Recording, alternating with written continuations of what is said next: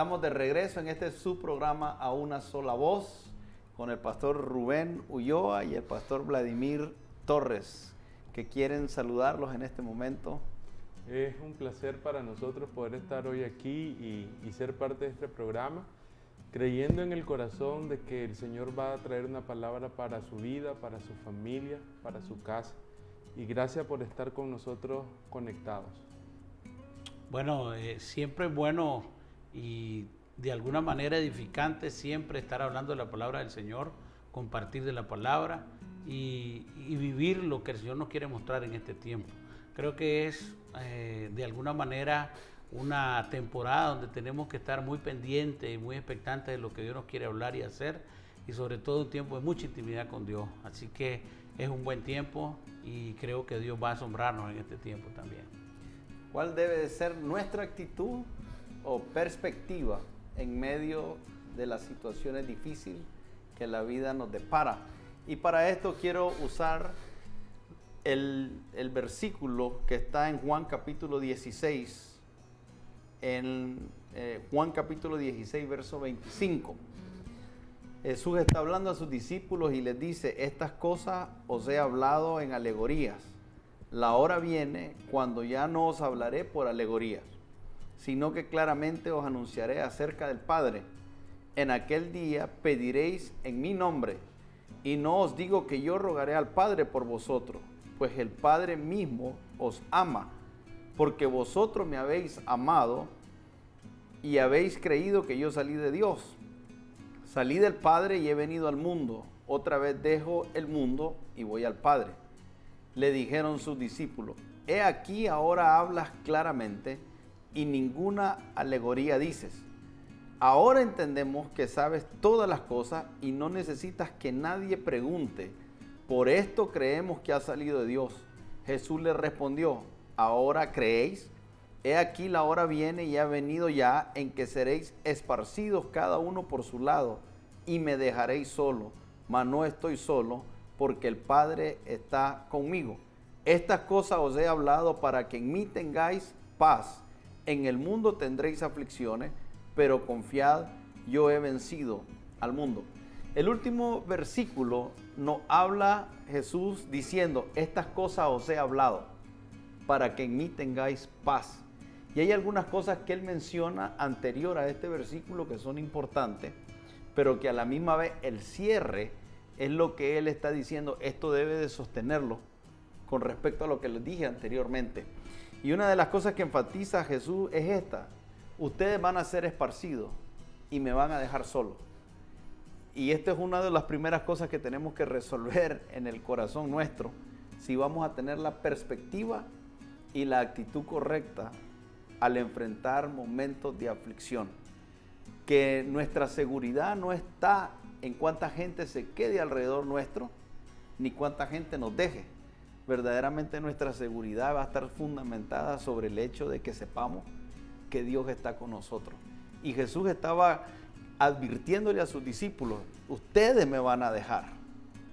Y es posible que todo el mundo me dé la espalda, pero mi fe está fundamentada, mi confianza está fundamentada sobre el hecho que aunque yo esté solo, porque ustedes no están conmigo, en realidad voy a estar acompañado. Y voy a estar acompañado por mi Padre, porque Él no me va a desamparar ni me va a abandonar. Y creo que eso es un buen fundamento al cual todos debemos llegar a una conclusión de que lo importante es saber que Dios está con nosotros en el momento de la aflicción. Sí, en el versículo 33 del enunciado que usted leyó de la palabra, dice: estas cosas os he hablado para que en mí tengáis paz. Esa frase a mí me ha tocado mucho porque me ubica en el lugar donde está la paz. La paz está en la persona de Jesucristo. Y esta es una situación en la que solamente en momentos de aflicción podemos realmente valorar. Porque en algún momento nuestro sistema de vivencia existe mucha vanidad. Y cuando hablo de vanidad son aquellos valores que no tienen un sustento, que no tienen una plataforma sólida, que en un momento de aflicción, que claramente, como dice Jesucristo, van a haber, Él está determinando y nos enseña, van a haber momentos de aflicción y en estos momentos va a ser necesario encontrar la paz. Y él dice, y entendiendo este contexto, en mí van a tener paz. Entonces, esa fe fundamentada en Cristo, no una fe solamente para los milagros, no una fe solamente para recibir cosas buenas, sino una fe integral en la persona de Jesucristo, que es la base y la esencia de lo que nosotros, a quien creemos y a quien seguimos. También la palabra dice, poniendo los ojos en Jesús, el autor y consumador de la fe. Entonces, en un momento como de aflicción, como está hablando la palabra, lo único que nos va a sostener es esa fe cimentada y establecida en la persona de Jesucristo. Ahí creo que todo argumento, toda falsedad, toda vanidad cae, porque no puede sostener en un momento donde hay una aflicción tan grande o aflicción sostenida en el tiempo. Entonces, solamente una fe firme en Jesús es la que nos puede a nosotros sostener y estar en paz.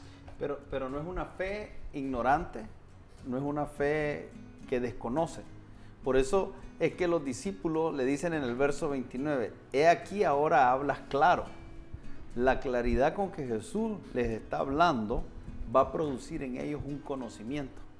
Entonces, si queremos tener la paz en Él, no solamente debemos de saber que la paz está en Él, sino tener el conocimiento de quién es Él, de qué es lo que Él enseña, de cómo es que debemos de vivir para tener la paz, qué se requiere de nosotros para tener la paz. Y por otro lado, también le dice, ahora entendemos que sabes todas las cosas, en el verso 30. Y cuando ellos dicen, ahora entendemos que sabes todas las cosas, eso va a producir un nivel de confianza, porque lo que están diciendo es, tú sabes lo que viene, tú lo manejas y sabes cómo va a terminar. Entonces no solo tengo una fe que conoce, sino una fe que tiene la revelación de que a Dios nada lo toma por sorpresa. Así es. Y ahí nos vamos al versículo final. Si Jesús les está diciendo, estas cosas os he hablado para que en mí tengáis paz, en el mundo tendréis aflicciones. Ya eso tiene que ver con el conocimiento de todas las cosas de Jesús. Jesús no está engañándolo, Jesús les está diciendo, están en el mundo y van a tener aflicciones. Esa palabra aflicciones tiene que ver con problemas. Nos está hablando de persecución. Y Jesús se está refiriendo en cuanto a lo que Él va a vivir con el proceso que Él tenía que atravesar en la cruz del Calvario. O sea, ¿qué mayor aflicción puede tener un ser humano que la que tuvo Jesús al saber que Él iba a ser crucificado injustamente, que iba a ser expuesto a mucho dolor, a mucha humillación, a mucha vergüenza?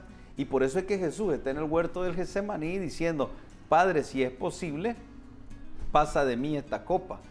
Y eso me dice a mí que si Jesús oró eso, es porque hay aflicciones que no necesariamente tenemos que vivir. Jesús no hubiera orado si no hubiese habido la posibilidad de que el Padre evitara el que Él pasara por esa aflicción. Obviamente, cuando Él llega la tercera vez y le dice, Padre, si es posible, pasa de mí esta copa, pero no se haga mi voluntad sino la tuya, Jesús también está entendiendo de que esa era la única manera. Y eso nos pone a nosotros en un contexto y en una situación donde hay cosas que nosotros no vamos a poder evitar pasar, pero tienen que ver con los propósitos de Dios. Pero también es importante saber diferenciar las aflicciones, porque en realidad yo veo una gran confusión a veces que podemos tener nosotros como creyentes en medio de las aflicciones. Es muy común oír a las personas decir, estoy en una prueba, ¿verdad? Y no diferenciar y ponerlo todo en un contexto de prueba. Y no todo es prueba. Algunas cosas son consecuencias de acciones. Entonces, a algunos momentos de problemas y de persecuciones son producto de acciones que yo tomé. O sea que algunas aflicciones, mis acciones las provocaron. Mis errores las provocaron. Por otro lado, hay algunas aflicciones que simplemente van a venir, que yo no tuve nada que ver. O sea, hace unos días atrás hubo un terremoto en Venezuela y nadie hizo nada para que hubiera ese terremoto en un sentido natural, pero hubo un terremoto y afectó a cristianos, a no cristianos, afectó a creyentes y a incrédulos. Eso es una aflicción que vino. Pero yo me gusta pensar en un tercer categoría de aflicciones que tiene que ver con aquellas que yo puedo estar viviendo, problemas que puedo estar viviendo, porque estoy en medio de una conquista, porque yo la provoqué, pero no es una aflicción que vino por un error o como una consecuencia de una falta, sino que más bien es un momento de batalla y de situaciones adversas, pero que lo que están haciendo es tratando de impedir que yo logre aquello que he puesto como un objetivo en mi vida. Y ahí es donde sí es importante tener una perspectiva correcta de las aflicciones, o sea, poderla enfocar desde un ámbito espiritual. Y tal vez la pregunta más importante es, ¿cómo yo defino de dónde vino esa aflicción? La pregunta más importante sería, ¿qué es de lo que estoy viviendo yo puedo extraer para alcanzar aquello que Dios quiere hacer con nosotros, que el Señor quiere hacer con nosotros? La gran debilidad o el gran desafío que muchas veces nosotros tenemos es no poder ver en medio de la aflicción a Dios, no poder ver en medio de las circunstancias difíciles al Señor, porque naturalmente percibimos las circunstancias difíciles desde un ámbito natural, de lo que nuestros ojos ven, desde lo que estamos sintiendo. Pero cuando nosotros comenzamos a ver las aflicciones como algo donde Dios puede sacar lo mejor de nosotros, porque primeramente Él tiene el control. Hablábamos de la palabra paz, pero la palabra paz va más allá de los conflictos. La palabra paz tiene que ver con saber que en medio de las circunstancias difíciles el Señor tiene el control. Entonces creo que se hace importante que nosotros podamos tener un enfoque espiritual de lo que estamos viviendo.